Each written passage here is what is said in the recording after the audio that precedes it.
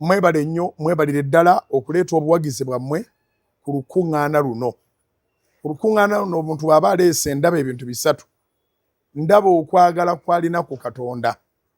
Munajjukira omugagga eyali mu Bayibuli. Yesu gwe yagamba nti addire ku by'obugagga bwe awa abatalina. Aliraba obwakabaka bwa Katonda n'asimbula n'agenda. So yali mukwasi wa ddiini nnyo era ng'amateeka gonna agakwata. Naye bwe kyatuuka ku bugagga bwe okwagala kwe kwali tekutuuka kuba nti ayawukana ne ssente ze ku lwa Katonda. Era yavaako parable egamba nti kyangu nnyo eŋŋamira okuyita mu katuli k'empiso okusinga omugagga okuyingira obwakabaka bwa Katonda. Abantu ne batya nnyo obugagga ne bagamba obugagga bw'obanga gwabufuga era nga buliwo ku lwa kugulumiza bwakabaka bwa Katonda, mu buli ngeri oli mu ggulu ojja kuyingira.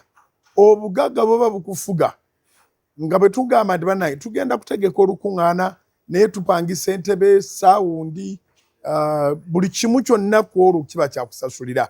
Ate biba byakupaaza, tebiri ku bbeeyi ya bulijjo, kubanga bisobola okubeera ku bbeeyi ya bulijjo nga tugenze Kololo.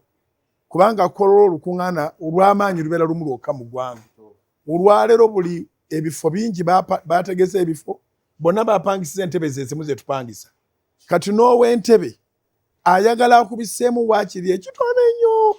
Bw'obanga oli kasitoma we nga ffe abaira bazipangisa buli kaseera, akubisaamu emirundi egi ebiri, naye basigadde bakubisaamu emirundi 5. Masaka kyetugamba nti babeera ku mugano, babeera ku mudido. So bye tupangisa bya ssente nnyingi.